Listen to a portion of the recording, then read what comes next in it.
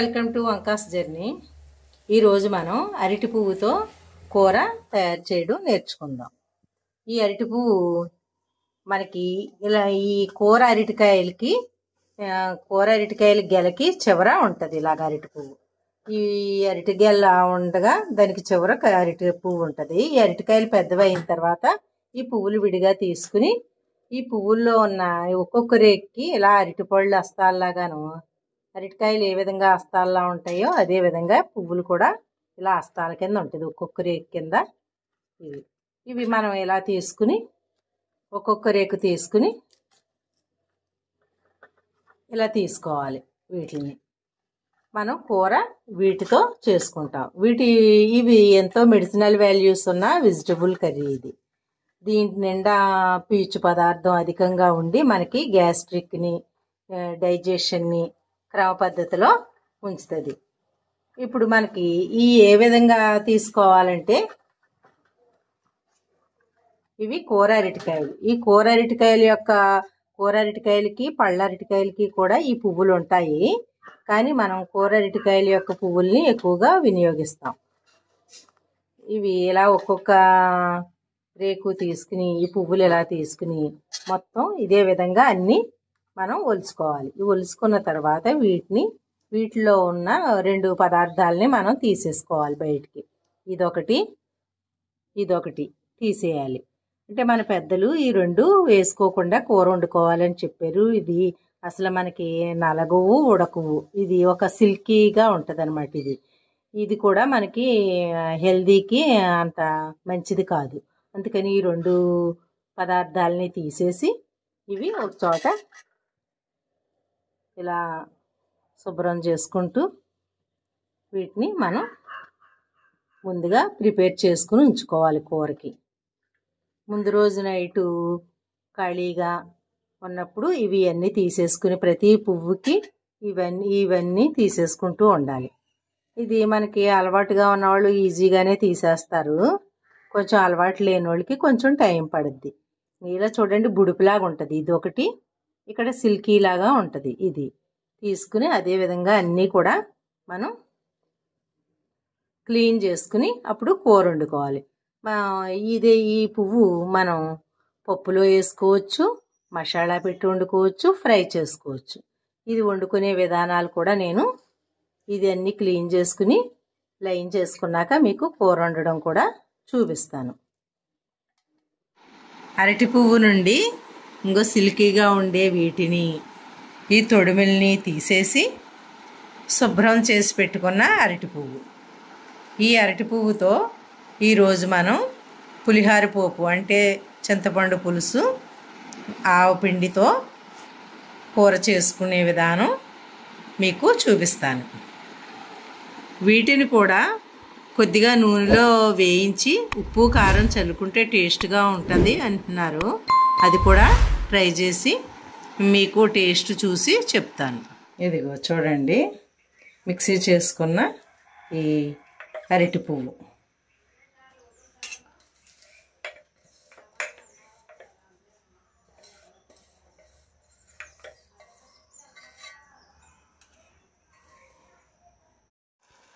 ఈ అరటి పువ్వులో 2 గ్లాసులు వాటర్ పోసి స్టవ్ వెలిగించి కొంచెం ఉడకనిద్దాం. ఉడికిన తర్వాత దాన్ని ఒక చిల్లుల గిన్నెలోకి వంచేసుకుని గట్టిగా పిండి మనం కూర చేసుకోవాలి. ఈ అరటి పువ్వు ఉడుకుతూ ఉంటుంది. ఈలోగా మనం కొంచెం ఆవు పిండి, ఒక ఎండుమిర్చి మిక్సీ చేసి పెట్టుకుందాం. ఇదిగో చూడండి, 2 స్పూన్లు ఆవాలు. ఎక్కువ వేసుకున్న ఘాటు ఎక్కువైపోద్ది. ఒక పెద్ద ఎండుమిర్చి, చిన్నవైతే 2 వేసుకోండి. ఇది మిక్సీ చేసుకుని ఒక పక్కన పెట్టుకుందాం. ఎండుమిర్చి, ఆవపిండి, మనం ఆవాలు మిక్సీ చేసుకున్నాం. ఇది ఈలోగా చేదు రాకుండా కొంచెం కూరకు సరిపడగా ఉప్పు కూడా వేసి ఒక తిప్పుకుంటే ఆవపిండి చేదు రాకుండా ఉంటుంది. ఇదిగో ఇంకా అరటి పువ్వు ఉడికిపోయింది. మనం ఉడికింది లేనిది తెలుసుకోవాలంటే కొంచెం తీసుకుని ఇలా ఒక గిన్నెలో వేసుకుని ఇలా అనుకుని చూసుకోవాలి. మెత్తగా ఉడికింది. ఇలా ఉడికాక కట్టేసుకుని ఒక జాలీలోకి మనం వేసేసుకుంటే నీళ్ళన్నీ కారిపోతాయి. చల్లారిన తర్వాత గట్టిగా పిండుకొని మనం పోపులో వేసుకుందాం. మనం ఉడకబెట్టుకున్నది ఇలా నీళ్లు వడకట్టేసి ఒక ప్లేట్లోను చల్లారి పెట్టేసుకుని తర్వాత చేత్తో పిండుకుందాం. ఇందులో ఉన్న వాటర్ కూడా బయటకు రావడానికి, పొడి పొడిగా ఉండడానికి, ఇందులో వాటర్ కూడా వచ్చేయడానికి మనం చేత్తో పిండుకోవాలి. ఈలోగా చల్లారుతుంది. మనం పోపులు రెడీ చేసుకుందాం. ఇప్పుడు పోపుకి గిన్నె పెట్టుకుని స్టవ్ వెలిగించుకుని ఆయిల్ పోసుకుందాం. వేడెక్కిన తర్వాత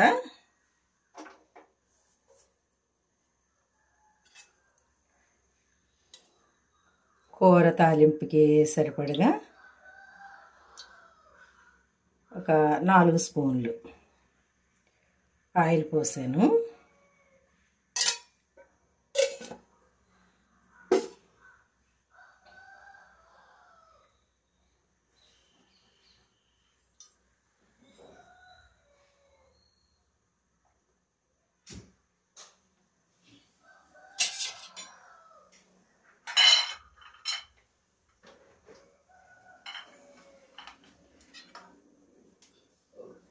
ఇది వేడెక్కిన తర్వాత ముందుగా వేరుశెనగ గుళ్ళు చూడండి, కొంచెం ఒక కూర గరిటెడు వేరుశెనగ గుళ్ళు వేసుకుని వేయించి తీసి పక్కన పెట్టేసుకున్నాను.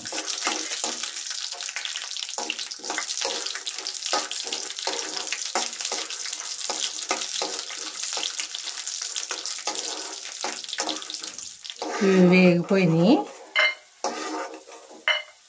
వేరేగా ఒక గిన్నెలోకి తీసేసుకుందాం.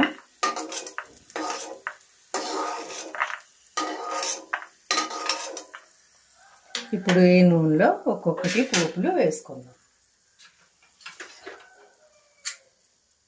2 స్పూన్లు శనగపప్పు,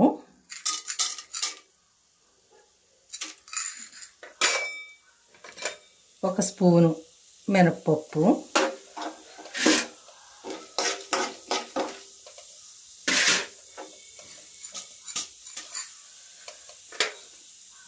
కొద్దిగా జీలకర్ర, కొద్దిగా ఆవాలు, వెల్లుల్లి, ఎండుమిర్చి, 1 ఎండుమిర్చి.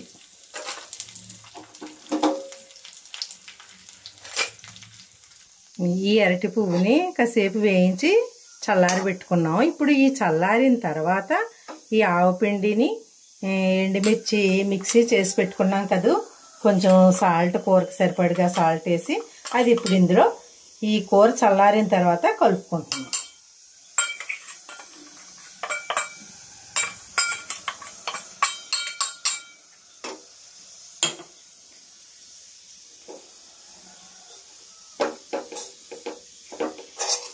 కూర చల్లారిన తర్వాత కలుపుకుంటే మనకి ఆవపిండి చేదు రావడానికి అవకాశం ఉండదు.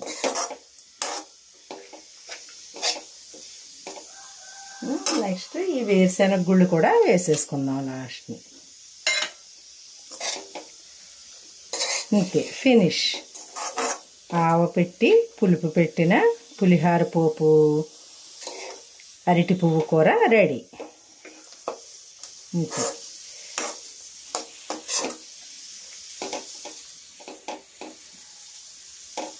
దీని టేస్ట్ చూసి అప్పుడు చెప్తాను.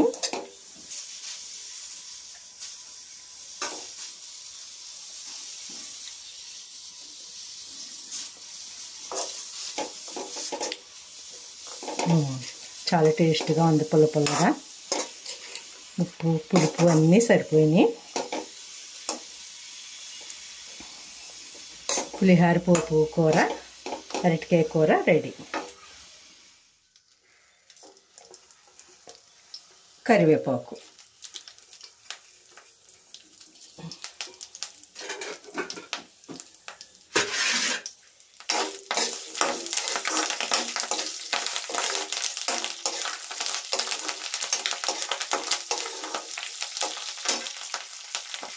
ఇందులో కొంచెం పసుపు కూడా ఈ ఆయిల్లో వేసుకుంటే కూరకు బాగా పడుతుంది.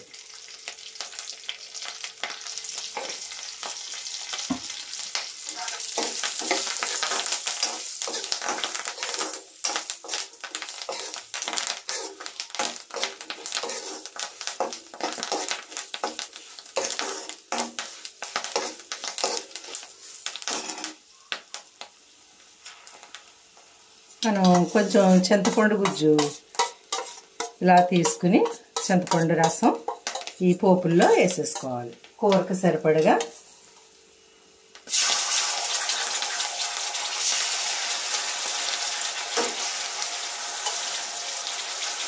మూడు స్పూన్లు అయితే వేసుకున్నాను. ఉప్పు అరటి పువ్వులో వేసేసాం కాబట్టి ఇది ఆవపిండిలో వేసి మిక్సీ చేసాం కదా, ఉప్పు ఇందులో వేసుకోక్కర్లేదు. ఇది కొంచెం ఉడకపెట్టిన తర్వాత చింతపండు గుజ్జు, ఈ అరటి పువ్వు మనం ఉడకబెట్టుకున్న అరటి పువ్వు చల్లారింది పిండేసుకుని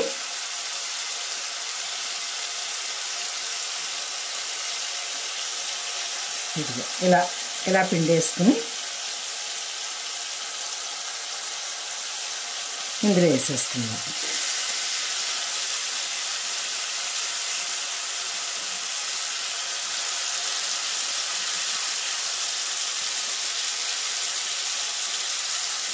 మనం అరటి పువ్వు ముందు రోజు శుభ్రం చేసుకుని పెట్టుకుంటే ఈ కర్రీ చేసుకోవడం పెద్ద ప్రాసెస్ కాదు, ఈజీయే. అరటి పువ్వుతో ఇదొక వెరైటీ, పులిహోర పోపుతో అరటి పువ్వు కూర. ఇది మనకి ఎన్నో విధాలుగా ఆరోగ్యానికి ఎన్నో విధాలుగా ఉపయోగపడుతుంది. డైజెషన్ బాగా జరుగుతుంది, మోషన్ ఫ్రీ అవుతుంది. నెక్స్ట్ గ్యాస్ట్రిక్ ట్రబుల్ కూడా దీనిలో ఉన్న వగరు గుణం తగ్గిస్తుంది. మళ్ళీ లేడీస్కి కూడా నెలసర్లు టైంలో ఋతుక్రమం బ్లీడింగ్ సక్రమంగా జరిగేటట్టు చేస్తుంది. ఎక్కువ అవ్వకుండా తక్కువ అవ్వకుండా సక్రమంగా ఉండేలాగా. ఇంకా మనకి తెలియని ఎన్నో మెడిసినల్ వాల్యూస్ ఇంకా ఎన్నో చాలా ఉన్నాయి. ఇవి నాకు తెలిసినవి ఇవి.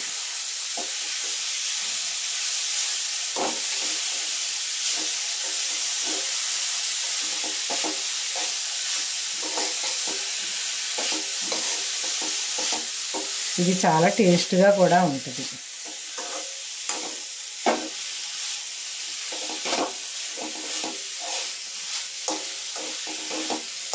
ఇది పులుపు చూసి కొద్దిగా పులుసు ఉంది, అవసరమైతే అది కూడా వేసేస్తాను.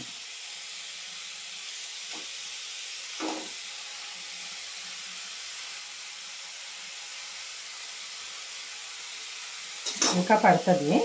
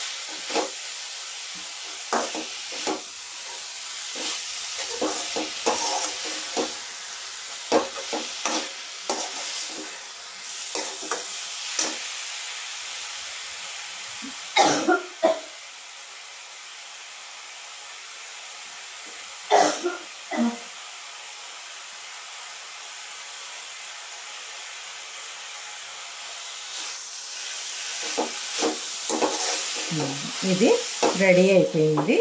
ఇది చల్లారిన తర్వాత వేరుశనగ గుళ్ళు మనం ఆవపిండి మిక్సీ చేసి పెట్టుకున్నాం కదా, అది కలిపేస్తే రెడీ అయిపోతుంది కర్రీ.